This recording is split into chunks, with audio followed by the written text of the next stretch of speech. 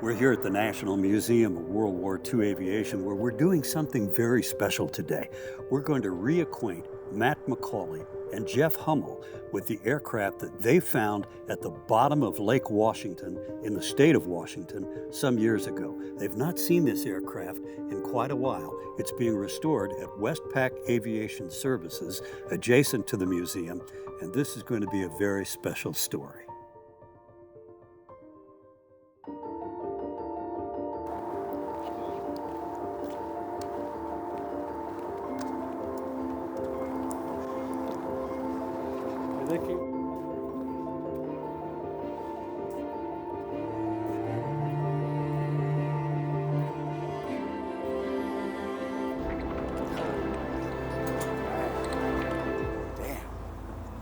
Look at that.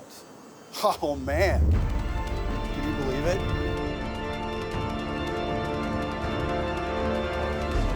Yeah, we had the change at Great Field.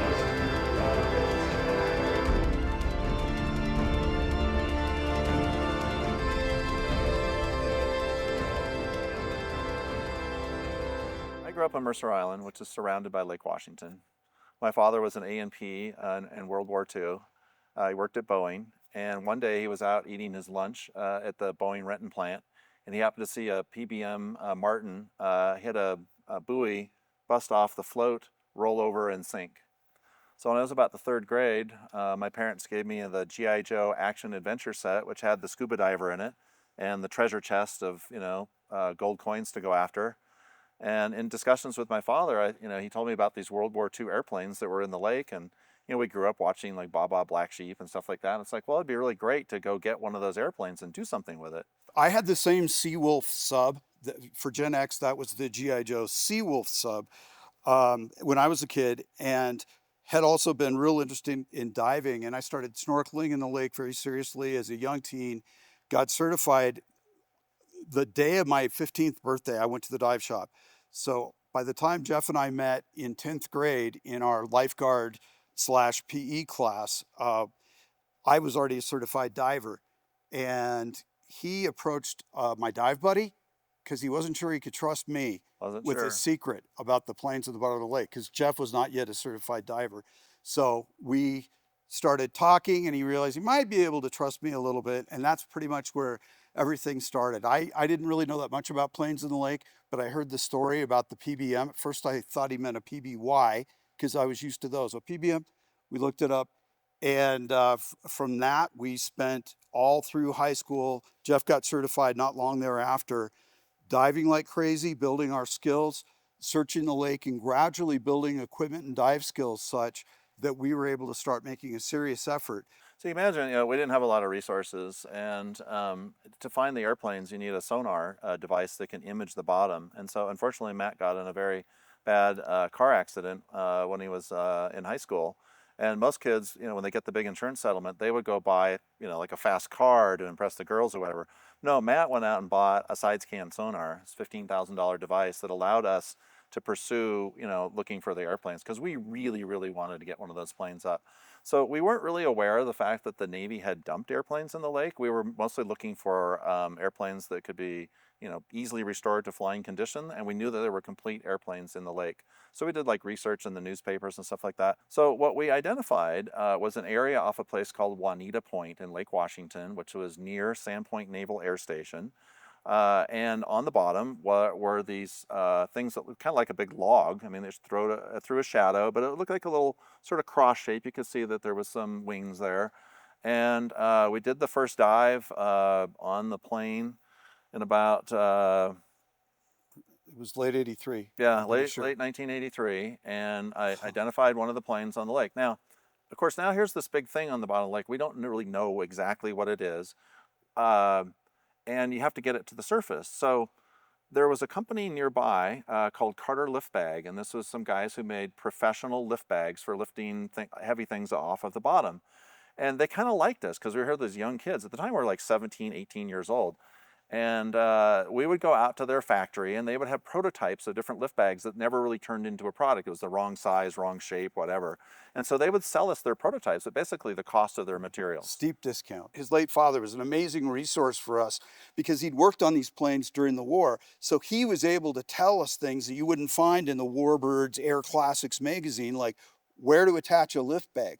So in this particular plane, there was a very strong cantilevered wing spar that he recommended that we attach to. And that's where we would rig the bag. We'd have the divers go down, drag the bag. We had tow straps, cinched it on with a big shackle, which is harder to do breathing air at 150 feet than most people realize because of something called nitrogen narcosis. It's like being drunk, which is why I functioned so well at depth as a 19-year-old. But then we've inflated it from the surface using air tanks, putting air down the hose. And the first time we brought it up, we were going to tow it to shallow water. It was Jeff and me and an ex-girlfriend of mine who wanted to go out for a boat ride that day, and she did. Yeah, so that was March 4th, 1984. So we had previously, with our entire team, had attempted to lift the airplane up, but Matt and I scrounged up some more money. We bought one more lift bag, and because what happened is when we first tried to bring the plane up, we got a little bit of slack in the line, but the plane didn't come up. And so we thought, well, we need to add, a little bit more lift to it. And we had attached lift bags to the wingtips as well. So we had 500-pound lift bags at the wingtips. But the plane it still didn't come up. So we went down, attached another lift bag. We started operating the manifold and dumping the air into the lift bags, the extra lift bags.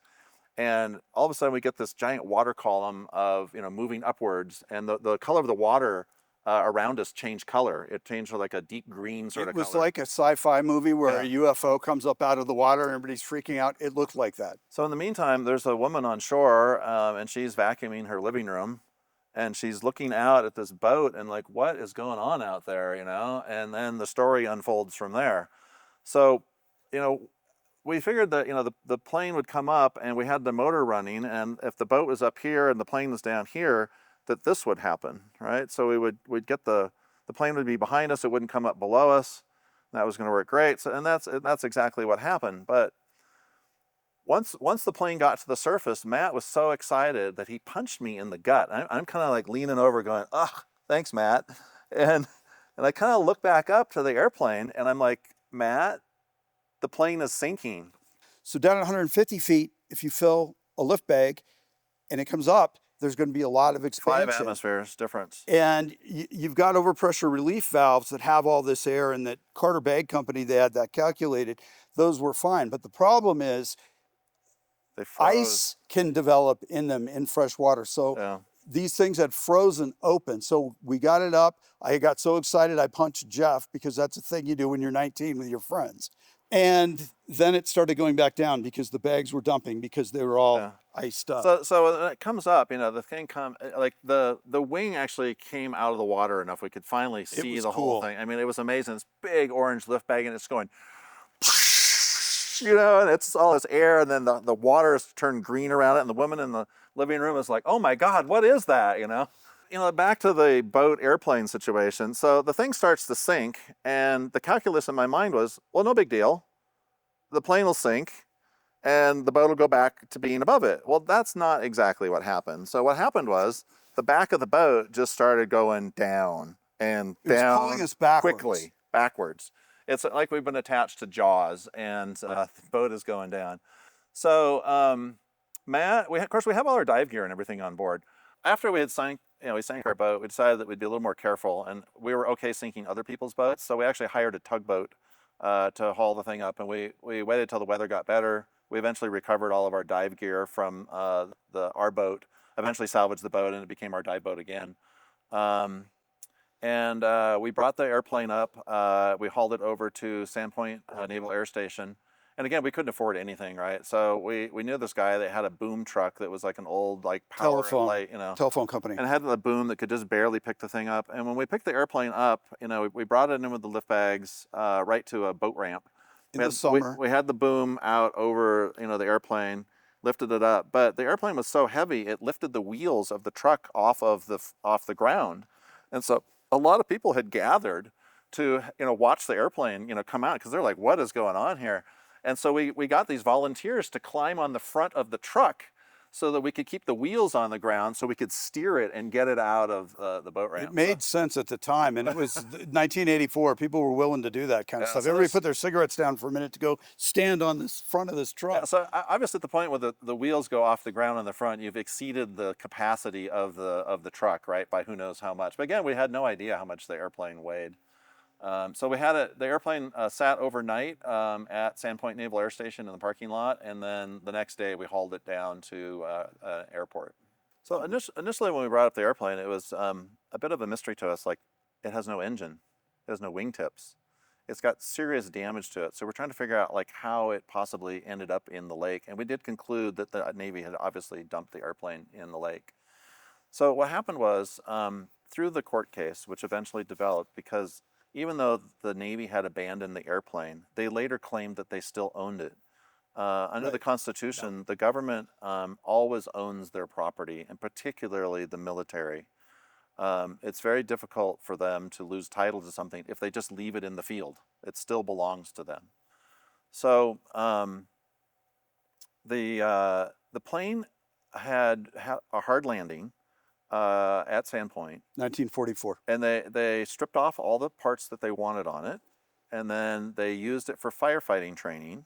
And then when they were done with it, they loaded it and 4 others onto a barge and then dumped them in Lake Washington.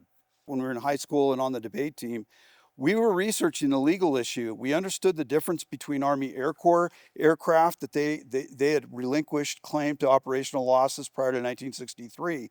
So we knew Navy planes were in a different category, and we knew operationally lost aircraft, i.e. aircraft that had crashed or ditched, were in a separate category. Lots of rumors about things dumped into Lake Washington. So we wrote the Navy a letter asking about that, about crated Jeeps, aircraft parts, and other items may have dumped into the lake. And they said they didn't know about them. So that was part of the rationale leading into our decision to raise the Helldiver, was thinking that because they had told us they didn't claim it, and because they had showed intent to discard it, that we were probably fairly safe bringing it up. Later, when we actually found the Helldiver, we wrote a second letter and said that we had found an airplane that had been dumped in Lake Washington, and we asked if they still owned it. And they responded that they did not. And I don't know if they thought we were like radical environmentalists or something, asking if they dumped stuff in the lake or whatever, but they said, no, we don't have any, we didn't do that. So we thought, okay, well, we have this letter now that says that the Navy doesn't have any interest in it, or they didn't dump it, so we're clear to go get that airplane and not face any legal ramifications. It turns out when someone in the Pentagon writes a letter like that, it doesn't actually mean anything.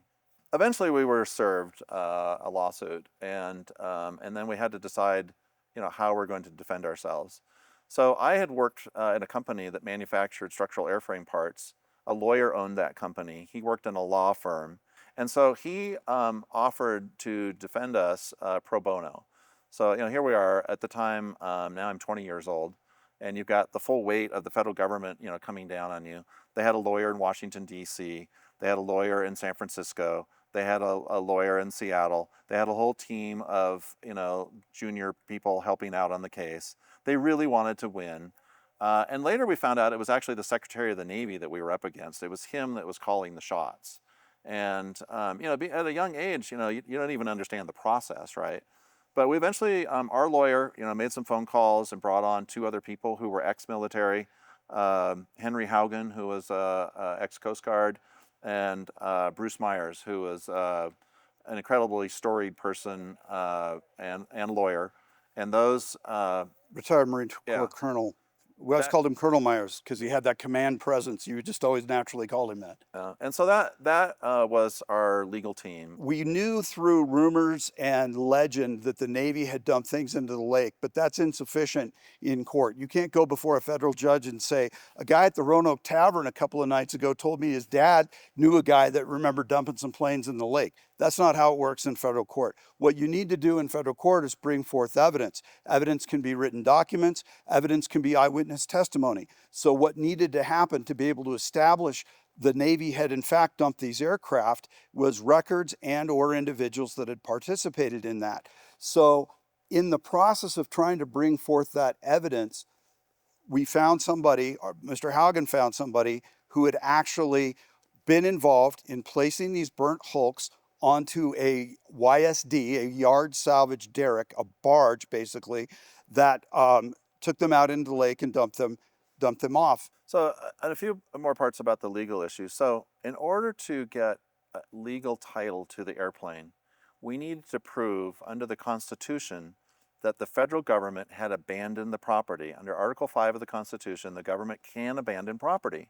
And so we needed to prove that that actually happened, that in practice, the Navy, when they dumped the airplane in the lake, never expected to ever see it again, didn't want it, had no interest in it, and they had abandoned their claim to that piece of property. So we had to prove that in court. And so as Matt mentioned, there were not a lot of documents that, that showed this. It is only until recently we actually found photos of them, using the planes for firefighting training. But we didn't have any of that then. So one of our lawyers, through his contacts, through this salvage diver, knew this guy named Robert Sheets. And Robert Sheets was in the Navy, prior to World War II. He was stationed in the Philippines. He was captured in the Philippines. Was in the Bataan Death March. Once they found out that he was a diver, they pulled him out of the Death March, and he was sent back to Manila to help recover the Philippine national treasure, which had been dumped in the bay. And so he did that for a while. He would actually try to resist. He found a crowbar, and he would pry open the crates of coins on the bottom and spread them out on the bottom. And then, and the gig was up though when the Japanese brought in their own diver, and their diver miraculously was bringing up entire crates of coins. And so once that gig was up, he figured that they were going to send him back to prison or kill him. And so he went back and he sank the salvage barge that they were using that had the dive equipment on it. And then he escaped, and then he hooked up with someone who had a 50 caliber machine gun in a canoe. And the two of them, did some raids, and eventually they were repatriated, to the U.S. And so after the war, or actually still, I think during the war, based on the fact that he'd been in combat and had, been through this event, they, kept him at Sandpoint Naval Air Station to help out, because they were occasionally when planes would crash, they would go out and recover them. And so he was put in charge of disposing of our airplane. And he got in trouble for it. And so he remembered that, that he had done it. Well, it was a 2-day trial. The judge we had drawn was named John Kugnauer. He had recently been appointed to the bench, and we didn't really know exactly what to expect. We had been prepped pretty well by our attorneys, but as Jeff has described, we didn't think we were going to lose a lot of money or anything else, but we had principle. It meant a lot to us. We thought the Navy was really genuinely in the wrong, and we had put a lot of time, energy, money, risk, all kinds of things into getting what began as that airplane. So it was something that we really, really wanted to win. It was a huge deal in that respect. And I thought going into federal court, I'd seen all the President's Men and all these different kinds of things in those days about you can't beat the government and all this. And the judge was really down the middle. He asked a lot of really good questions of both sides.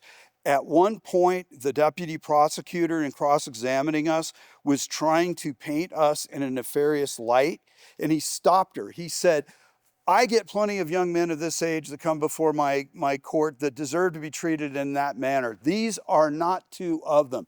Back off. And he pointed the gavel at her, just like it was in a movie or something. It's like, holy cow, he's actually fair. This is amazing. So when he finally did offer his decision, he read the findings of fact and conclusions of law.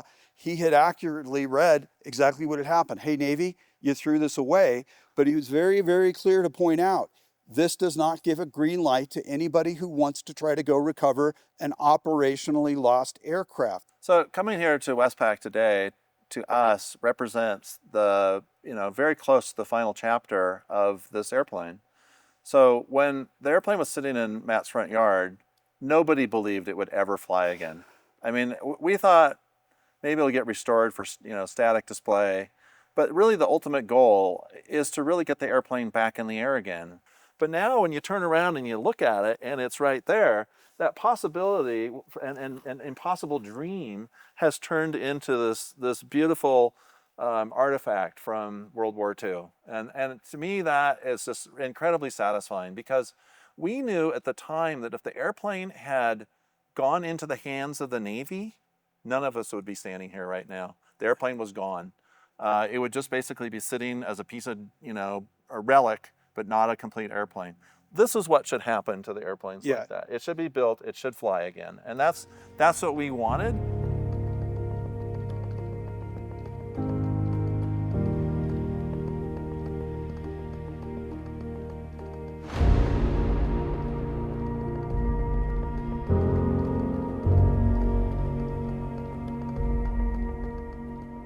So when people come to this museum, they are able to see an original SB2C Helldiver. There's 3 Helldivers in the world today, but they're both -5s. This is the only example, which is an early example, which was one of the first ones that was ever built. So the uniqueness of being a -1 and the uniqueness of it flying is incredible. So to be able to come out to a museum and not only see it, but see it when it flies is something that you're not going to get to see anywhere else. We've been honored over the years to work with the Slattery family and the Family Foundation, and Jim Slattery in particular, for all of the stuff that they've done to help this museum, but especially in this project, because this project's so unique, and to be able to bring that, restore it, people were able to watch it as it was being brought back to life over several years, but at least they got to see it. They kept coming back, they were watching it, they eventually got to see it while it was running, while it was being taxied. If they were here at the right time, they even got to see it in the initial test flight. So, I mean, it's a huge deal to this museum to be connected to this family, who Jim specifically has this vision of trying to take some of these extremely rare aircraft and put them back in the air again so that you can see them.